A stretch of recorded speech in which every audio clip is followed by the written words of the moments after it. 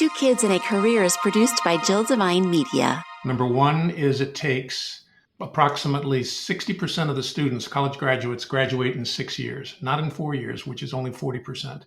And the reason is because 60% of them are changing majors at least 3 times. Yeah. And that's because they don't know what they want to do. And another interesting data point is that only 27% of college graduates today are working in a role closely related to their major. And the last piece of information for your audience that I think is pretty compelling, 87% of the people that are 16 to 29 say they have no purpose or meaning. This episode of Two Kids and a Career is brought to you by Elemental Aesthetics. You can be guaranteed that your experience is going to be unique and customized to your specific needs. See how they can help you focus on natural beauty enhancements by visiting elementalaesthetics.com. Hi there, and welcome to Two Kids and a Career. I'm Jill Devine. As an entrepreneur, wife, and mama, the daily grind of trying to build a business while taking care of kids and trying to maintain a healthy connection with my hubby, it's a lot.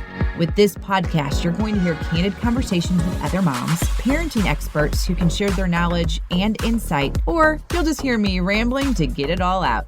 There's going to be tears, there's going to be laughter, but most importantly, there will be support. Take a listen and connect with me so we can grow and learn from one another. This is Two Kids and a Career. Welcome to this week's episode, and I will first introduce my guests, Beth and Greg Langston. Welcome into Two Kids and a Career. Well, thanks for having us. We're glad to be here, Jill. Absolutely, Jill. It's a pleasure. As a parent to 2 young children, one of the things that when you are preparing, thinking about kids and things like that, you do think about their future. And one of the big things that I think a lot of parents think about when it comes to the future, education. And I feel like maybe right now, college could be a little bit of a hot topic depending on who you talk to. And I have lots of questions too from the time that I went and got my undergrad and my master's. And I just wish that you two were around when I was getting ready to go to school. Because the thing is, most people have heard, get out of high school, graduate, with your diploma there, go to college, find that 4-year college that you want to go to, get your degree there, and then that degree is going to get you the job that you're going to have for the rest of your life, or it's going to at least start the career that you have. And so much has changed when that kind of mindset first started. And you two are great about making sure people understand and they get the help. Because one thing, and I've said this in other episodes, one thing that I think high school doesn't prepare you for, well, 2 things: college and finances. And I think some of the high schools are getting better about that as far as like, what do you need to do? But I have to tell you, the first time that I went to college out of high school, I was at a community college. And I remember leaving after my classes, and I was looking for like the parking guard to stop me, or I was like, I can just leave. I can leave. I can skip my classes and nobody is going to say anything to me. And it's kind of shocking. And that was a community college. Go away, and that's a whole different ballgame. So we have a lot to unpack in this episode. So let's start with a little bit of your background and get to where you guys are today.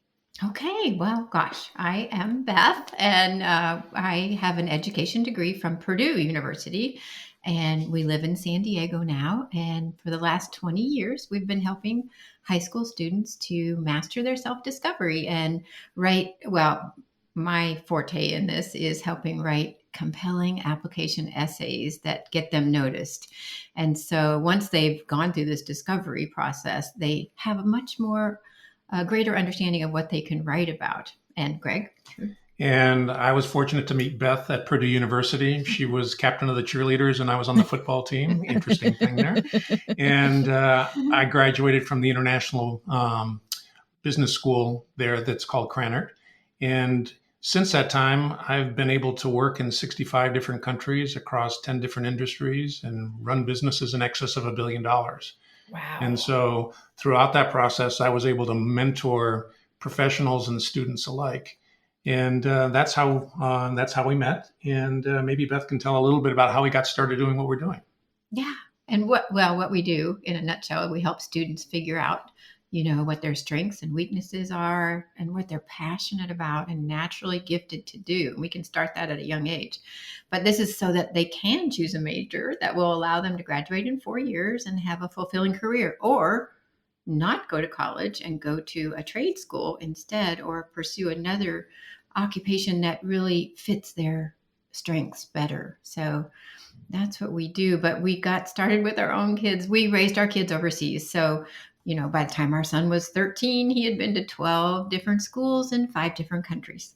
Wow. So that was a crazy time. And yeah, it was so fun though, because they got to learn foreign language and gained a great appreciation for other cultures. Like when we lived in Singapore, the Singapore American School had 76 nationalities in K through 12. Oh my gosh. It was like its own little United Nations. Yeah.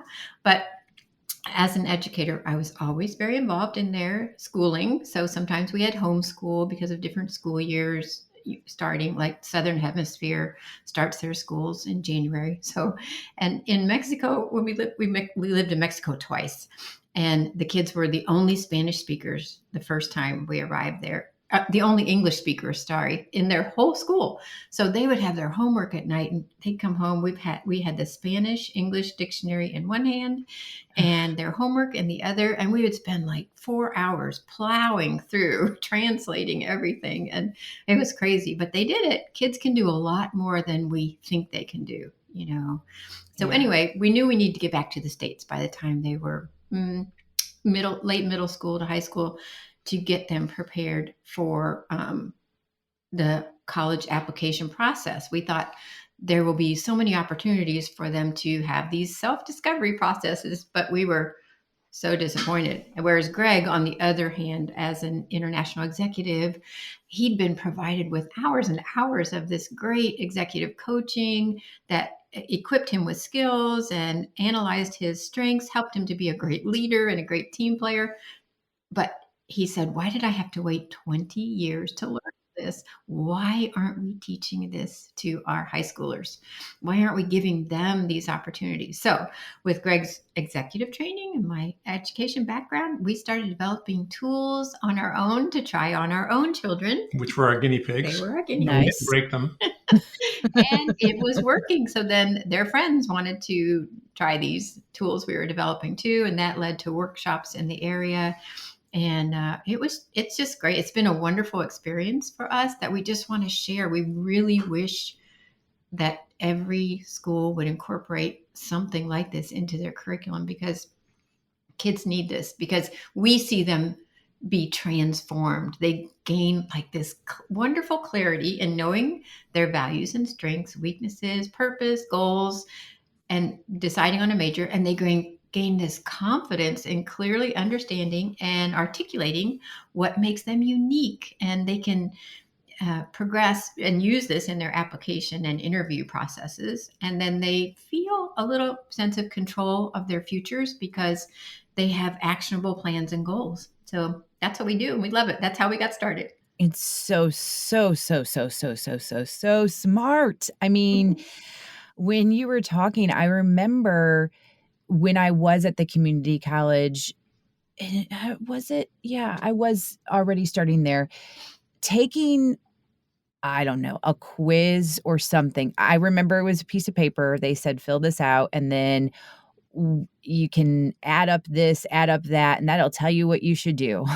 And I remember that I had a boyfriend at the time that was kind of like, I don't really know if college is for me or what I should do. And then I told him to take this test and like nothing came up for him, which is so discouraging in itself. But I never felt, now I will say this, when you are a teenager, maybe those resources were there and I just didn't think about them or understand them. I will say that. I mean, I'm not going to say that I didn't have the resources, but I just don't remember anything like that. I just remember and it's still around the A+ program where you can earn college credits in high school. But I just never got this sense of who am I and what will I be good at as far as what I'm doing for the rest of my life. Mm. And that manifests itself in a couple of interesting numbers.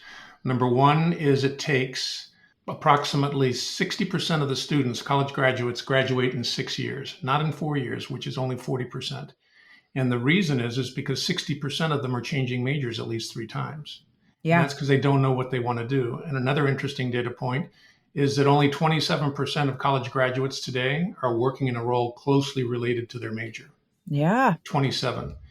And the last piece of information for your audience that I think is pretty compelling, that speaks is exactly to what you said earlier, is that of the people that are 16 to 29, 87% of the people that are 16 to 29 say they have no purpose or meaning. Oh, Isn't that sad? that's very sad. Oh. That's very sad. Okay. I don't know exactly if this is in your wheelhouse, but I'd like to ask a couple questions in regard to college and this emphasis of going to college. And I like how you mentioned earlier, it doesn't have to necessarily be college. It could be a trade school, but I do believe there was this emphasis put, at least on my generation, like you need to go to a 4-year college to succeed. You need to have a diploma and you just need to do that. And while I understand, and again, I have my bachelor's and my master's, there is a lot of hard work that goes into being a college student, the discipline, the, drive, all of that.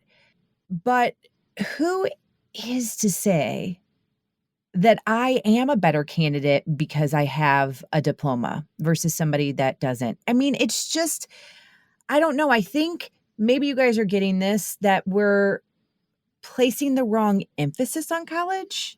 So true. And we have gotten that so much since we've put this program online. And in many of our podcasts, we're always guests. We don't have our own podcast yet, but Maybe you should. maybe. But that is the thing. The high schools and the colleges push this. The high schools want, great percentage. Everybody's going to college.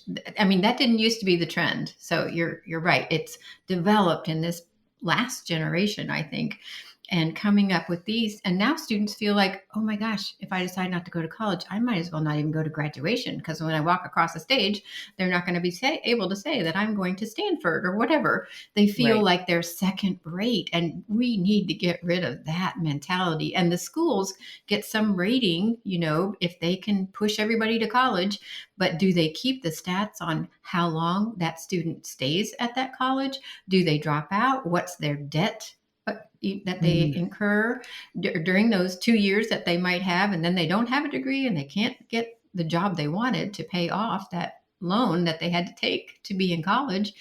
But there are so many other, like, apprenticeships and things that students can do. And I'm not sure, well, I know it's a prestige thing with the high schools. They want as many to go to college as possible.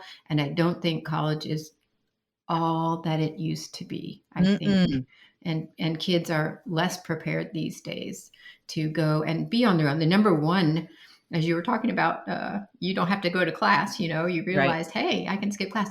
The number one thing is time management for students that go to college, because they do have a lot of free time and they think, well, I'm not in class all day. I just have this one class. Won't matter if I skip it today, Yeah. And especially at large universities where you are just a number, nobody knows if you're in class or not usually. So there are so many things that go into this. I think another dynamic that's taken place in this last generation is the advent of YouTube, in that you can learn anything on YouTube, just about. You could almost do brain surgery on yourself. It probably wouldn't work out too well, but you could do that, in that you can learn so much, whereas previously it was a linear education where you learn things in high school and then you're going to go learn more in college. Now you can learn more in college, and also you can learn more on YouTube. But one of the things that we encourage, because for some students, college is exactly the right thing to do. Absolutely. Right.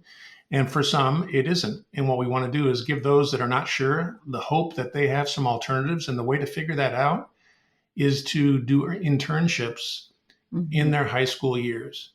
And this doesn't mean just checking a box and, doing something for 3 hours, picking up trash for 3 hours and saying, okay, I did this, but actually doing a deep dive and getting involved in something that they think they might be passionate about, because that will help them discover if that is something that really resonates with them. Our son is a great example of that. His whole life, he thought he wanted to go into the medical field.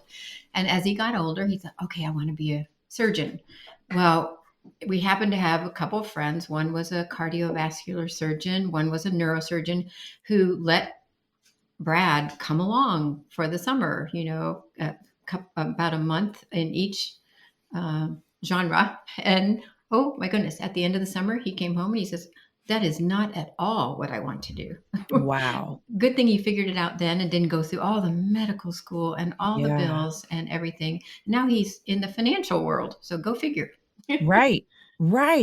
Well, and again, we can talk till we're blue in the face about all these different things that I think should happen, or especially starting in the high school arena. And I know you guys talked about having your curriculum be a part of it, but I don't know. I mean, I have friends, and even my youngest nephew's a senior in high school, and I could ask, but I'm basing things off of my time in high school. And then for a brief time out of high school, well into my career, I did do some substitute work. And I realized, like, okay, if we have in high schools curriculum like that, where for example, this podcast, what if you had a TV studio or an audio studio where the students can learn that? And there are some schools that have that.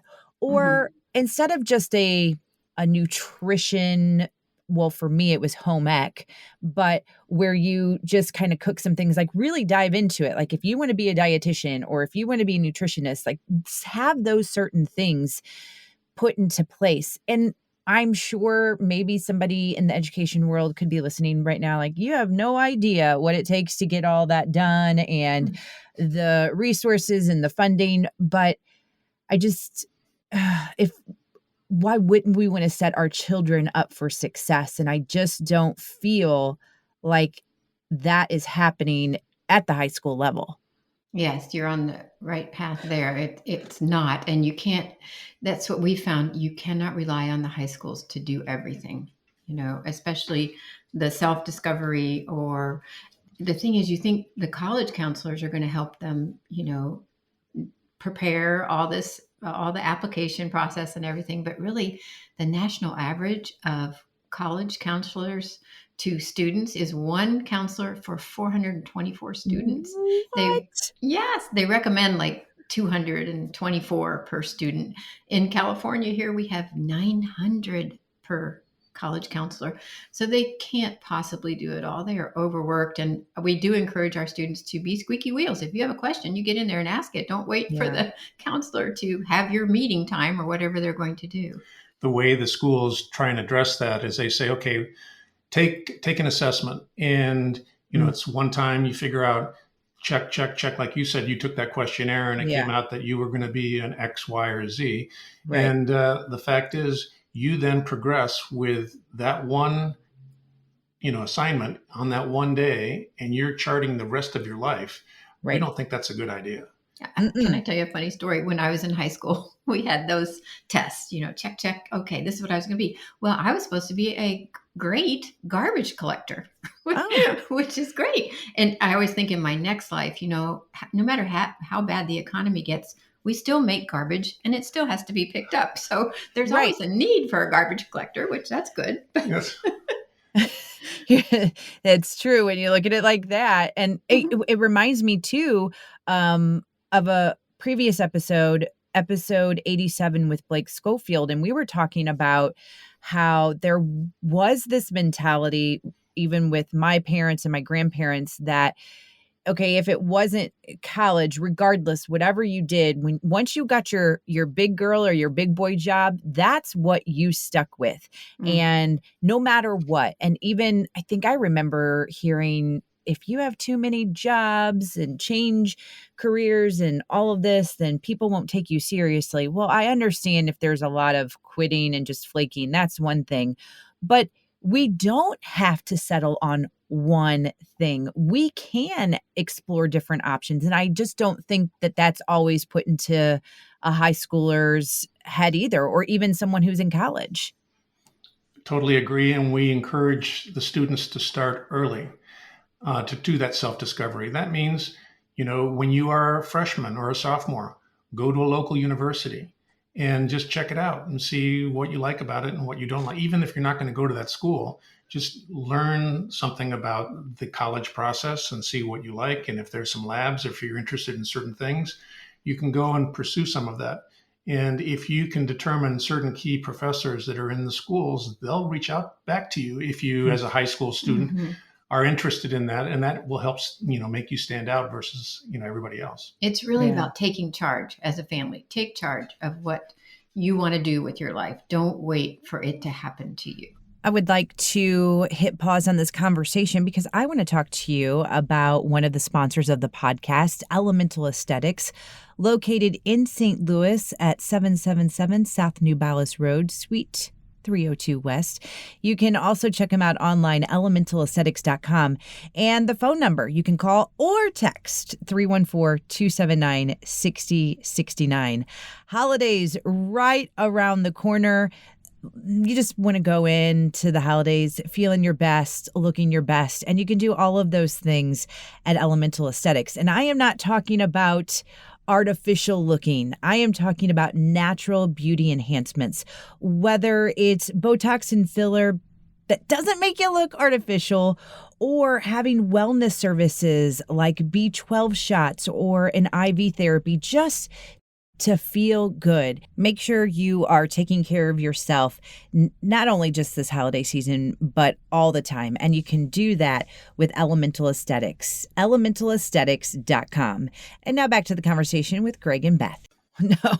No, you are your biggest advocate. And Yes. that's the way that it definitely needs to be. And something that you guys were mentioning too about how it is what you want college to be for you. And for me, I did not want to go to the community college at first. I was planning on going to a 4-year college way away from home. And my parents were like, nope, that's just not going to happen. We're not going to let that happen. We're not paying for it.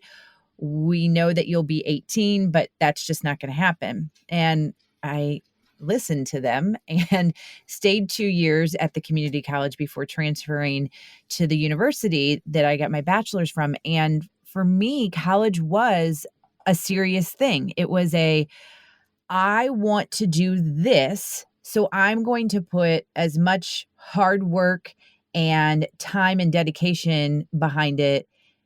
Then I think that maybe some people it is about joining the frat or the sorority and that's fine too. I just know for me, my experience was definitely like, you are doing this because you want to get to your big girl job and you want to get there the right way.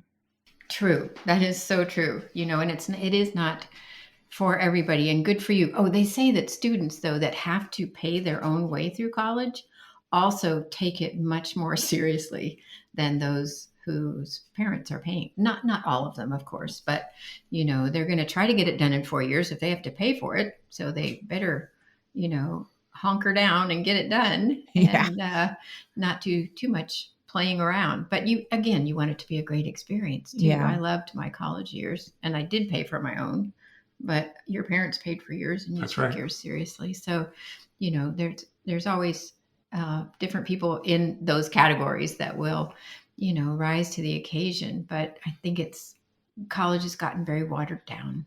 Yeah. Also. What about money? Can we talk about that? I mean, do you feel equipped enough to go down that route? Sure. Okay, because it's insane. It's ridiculous as far as cost. And I'm talking about the loans. I understand that colleges are businesses. I get it. I mean, it's a business. You're paying for something. And I definitely had some great experience on both of my degrees and made contacts and increased my network. Great. However, there were a couple things that I did not realize as an undergrad, even into my master's, that, the one thing taking out with your loan, what you need, not the whole thing. Like they say, here, you're going to get this amount of money, here you go. And I think that that's also part of this counseling that needs to be done. Like, you don't need to take out this full amount. And the other thing is, and what's frustrating now is I have the student debt from my master's, and the interest rate is just, I mean, all I'm paying is interest, and it's so hard. And so it's like, I even think about our girls and thinking about that and just not wanting that to be a part of their struggle or their stress. So what do you have as far as advice with that or anything? Because it's a huge nuisance to me. Yes. Well, it is extremely expensive. There's the perception by many that say, oh, they'll figure it out when they're in college. Mm, But while they're figuring it out, it's costing them on the low end. In-state college is $27,000 yep. if you're an in-state student. If you're out of Yep. state, it's $43,000. Oh, A private school is $50,000, and an Ivy League school is over $80,000. So while you're figuring it out and changing majors at least 3 times, you can actually be running up an extra. If you stay for 6 years, you're running up an extra $100,000 to $160,000 worth of debt. ridiculous. And the current student debt is $1.7 trillion. And the fact is, if a student does the self-discovery in high school to determine that, A, this is the major that I should pick, and these are the things that I should focus on, they're much more likely to graduate in 4 years and not have to incur that additional debt. Number one. Number two is, if they go through the self-discovery process, regardless of who, what and, how they do it, they can determine that maybe college is not the right thing for them. They not only save the time and the money from going to a college that they're going to, not enjoy, but they can be earning money in a vocation that they really enjoy and are passionate about. And you can make a great living as a welder, as a pipe fitter, as a home builder. Well, right now you can't find home building is going crazy. Yeah. And as Greg said, only 27% of college graduates with undergrad degrees are working in a role closely related to their major. And 49% of recent grads accepted a lower salary or compromised on benefits in their new jobs. So, they think they're going to earn all this money at the get-go to pay off these loans, and it doesn't happen that way. And here's another stat. So it takes 3 to 6 months to secure employment. That's the average after graduation. Yeah. So you still have those months to contend with, Yeah. And then you're just trying to, survive and we're just talking about individuals with the entry level job right after graduating from college that don't take into consideration anybody who wants to go back and get their degree and they're married and have kids. And it's just like, I can't throw any extra at this loan. It's just not working. And it's hard. It's very hard because there, are people that will say, well, you chose to do this and this is what you got. You paid for a service. Yes, I absolutely did. That's not the argument. But there has to be an easier way or a more affordable way for people to do this kind of thing. I would think so too. And we think that we're going to get that great education. But here's a stat from Career Builders. 24% of employers feel that new graduates are not prepared for work at all. Isn't that crazy? Well, you mentioned internships. I didn't even think about it at the high school level. I know that when I was in my radio career, going to school for that, when I had met with a radio programmer, he had said, hey, the best way to get into radio is to get an internship. But in the city of St. Louis, state of Missouri, what have you, you need to get college credit for that internship, which was really the main reason why I went to the university that I did. And now I know that my former employer, I'm trying to think of when it was, but they did have internships and then they stopped them because there were too many different things that HR, they said, we can't do this. There's so many different legal ramifications. And it was like, man, that's the way that you get your start. That's how you get, you want to know if that's what you want to do, or maybe you're exposed to something that you never knew about. And you're like, this is what I want to do. And so that's even been a thing that I've seen decline in different areas. And it's just sad. Yes, that's why you need to be proactive. Use your connections, be bold. Go as a student, say, look, I'm really interested in this field. Could I just tag along? It doesn't have to be sort of a formal internship, just getting the experience, seeing what it's like day to day in whatever that profession is that you think you want to do. So let's go ahead and talk about what you guys are offering for individuals with the college flight plan. I want to make sure that if there is a parent listening, or even someone who is just considering going back to school, or knows someone that's kind of on this track, what do they do? How do you help them? And all that good stuff. Very good question. And the fact is, we have a 3-phase process. It can be completed in 12 hours.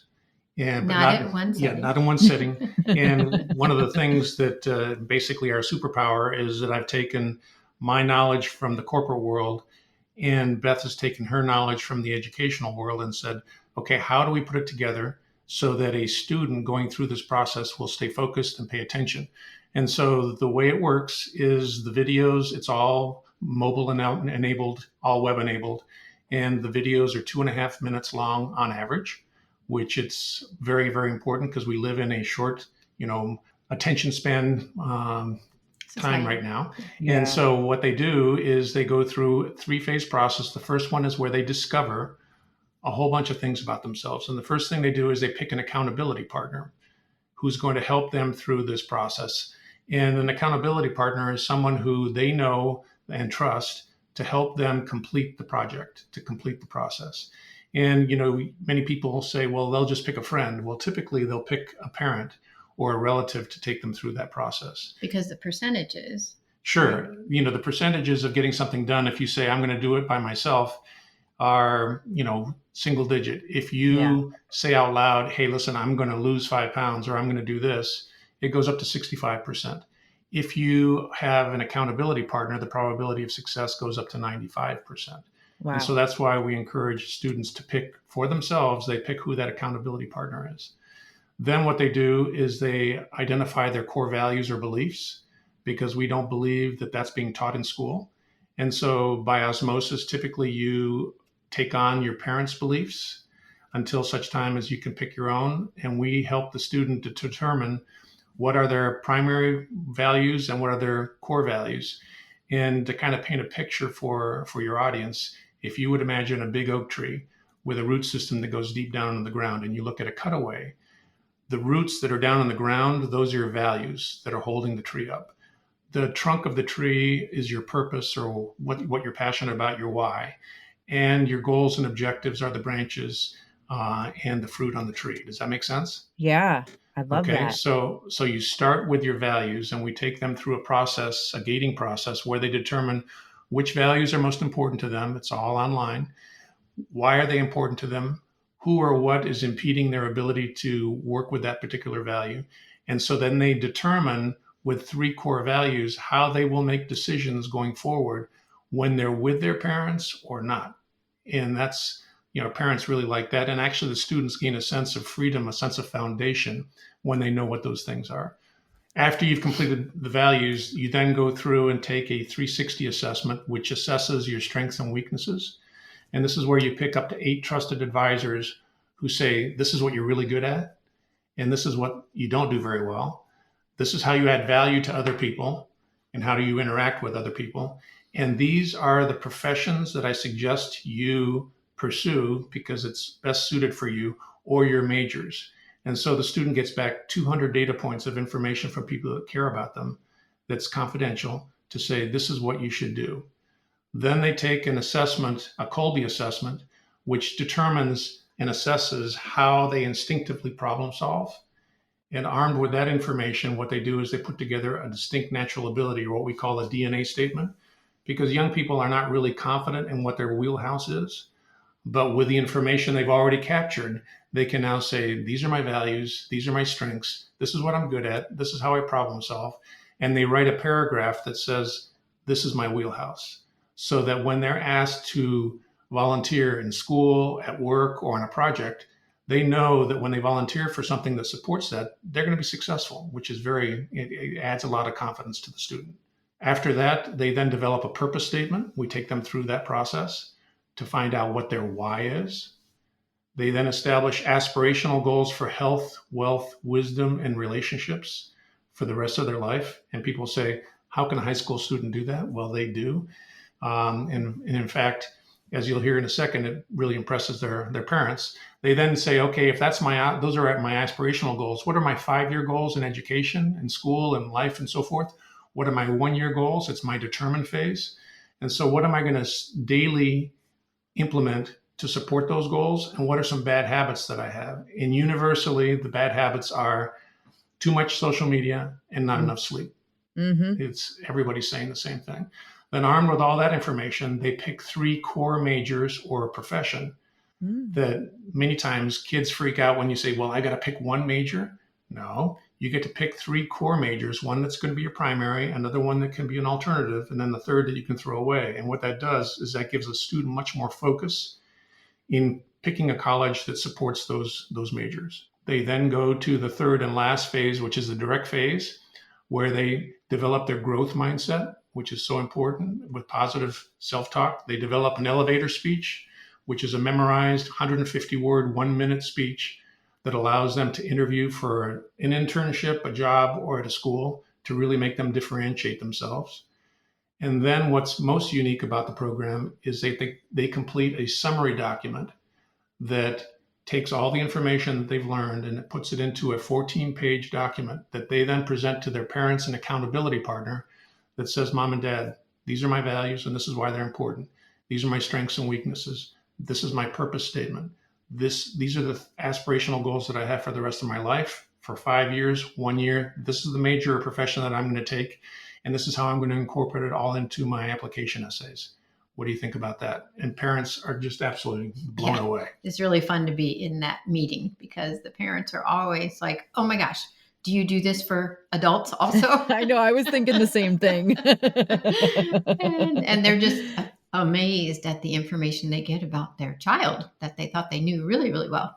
I know we don't have a lot of time left with one another, but can you give me a couple of scenarios where you saw someone just go through this and something happened and it was just mind-blowing and you just knew that you were doing the right thing? One of our first students was Olti.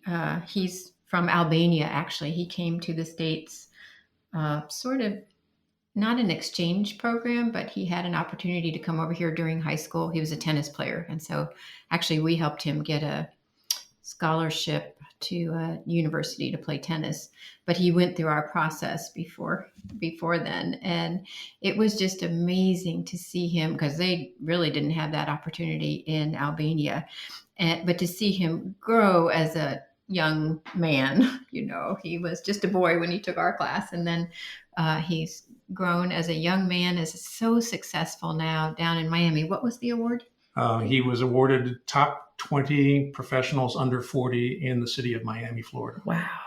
But the light just went off in his head. You can see that aha moment with the students. It's so fun. And it always comes in a different way. And, we have different types of parents that, also come into the mix. So sometimes they're very in control of that student's life, and they have to sort of be convinced by the student who does convince them that this is the way I should let them go, allow Mm-hmm. them to go and to, and also the other thing, when kids are at home, allow them to fail. We've seen kids fail under their parents' tutelage, gives them a chance to learn and collect from that and keep going and learn from their mistakes. We deal with that in our course too, right? It gives them scar tissue because you want to make sure that they learn from their mistakes. We have them go through a scenario to figure out what would you have done differently to get a better outcome.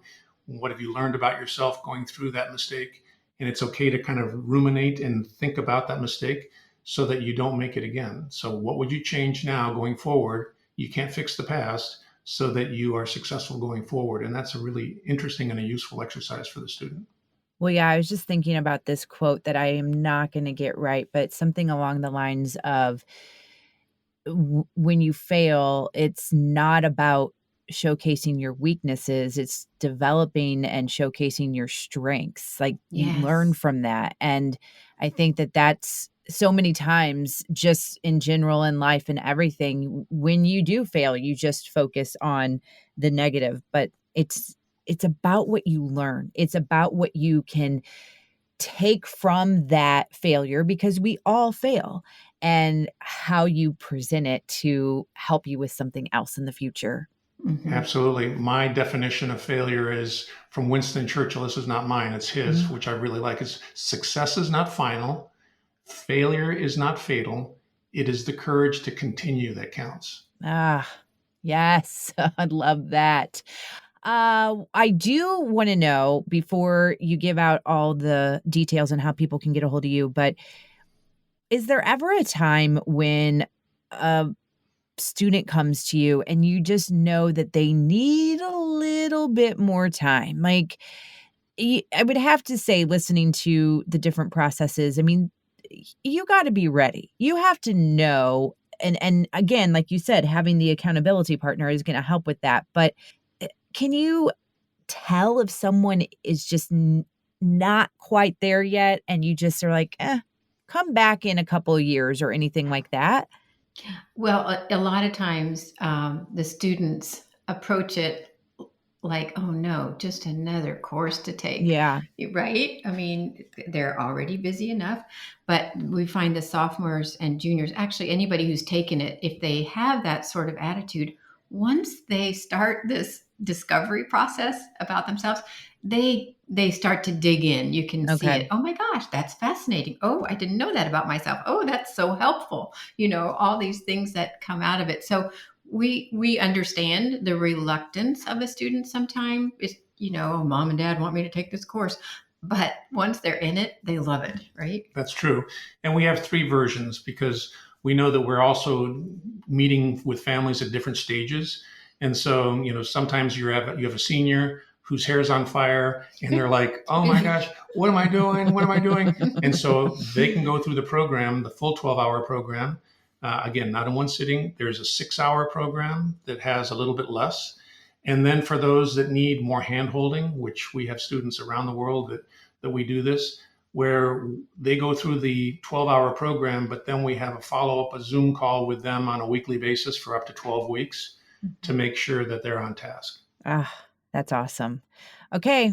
How do people get a hold of you and get ready to prepare themselves for a very bright future? Well, they can contact us directly. Beth's email address is beth@collegeflightplan.com. My email address is greg@collegeflightplan.com.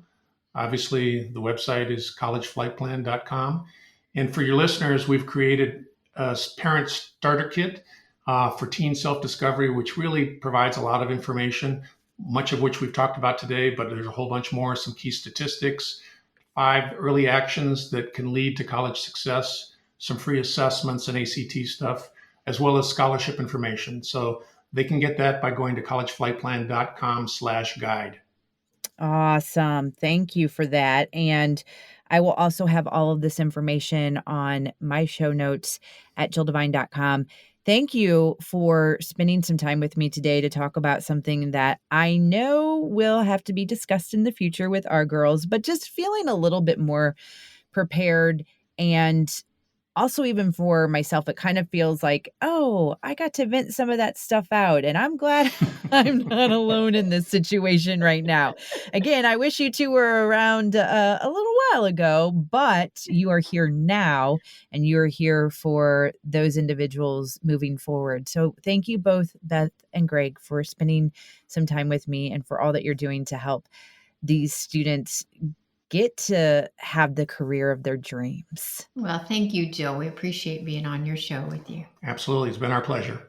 Our next episode is episode 95 with Nicole Johnson. All right, so any parent is going to relate to this episode because, in my opinion, the one piece of advice that is always given to new parents or existing parents or expecting parents, sleep advice, the good, the bad, and the ugly. So I needed to get an expert on to talk about it. Nicole Johnson is the president of the Baby Sleep site, and we're going to talk all things sleep in the next episode. As we wrap up this episode, I would like to remind you about taking care of yourself, and you can do so at Elemental Aesthetics, one of the sponsors of the podcast. The thing about Elemental Aesthetics and the owner, Jennifer Mormon-Bloss, they really do customize every experience for every client. So you may make an appointment or come in for Botox, but that's not what you need. And what I mean by that is Jennifer and her team, they're going to work with you and talk to you and make sure you get exactly what you want that's going to be the most beneficial and is going to make you feel the absolute best. So I strongly encourage you to check out elemентalaesthetics.com, elementalaesthetics.com. Get ready for this quickly approaching holiday season by giving them a look online, or you can give them a call, 314-279-6069. And now it is time for this week's Supermom Shoutout, brought to you by Addie's Way. The Supermom getting the shout out is Amber. She lives in Columbia, Missouri, and the nominator, her friend Cassie. Cassie says, Amber is an incredible mother to sweet Lennon. After an unimaginable birth trauma, Lennon sustained a brain injury and has spent many weeks in the NICU. And at 5 months old, Lennon continues to face many challenges. Amber has been an amazing advocate and works hard every day to help Lennon in any way she can. Amber is absolutely a supermom, and if you would like, you can see more of Lennon's story on their Facebook page, Lennon's Yellow Brick Road.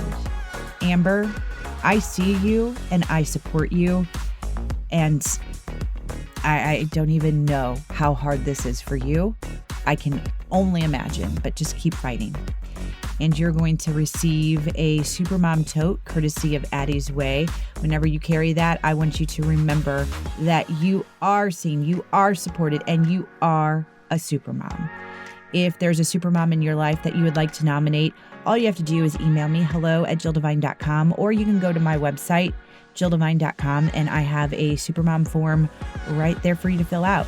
That's exactly what Cassie did to get me the information about Amber. And I want to thank you for your support of this podcast. If you could subscribe, rate, and review it, I would greatly appreciate it. That just helps the podcast get in the hands of some others that may not know about it. As always, thank you for listening to Two Kids and a Career.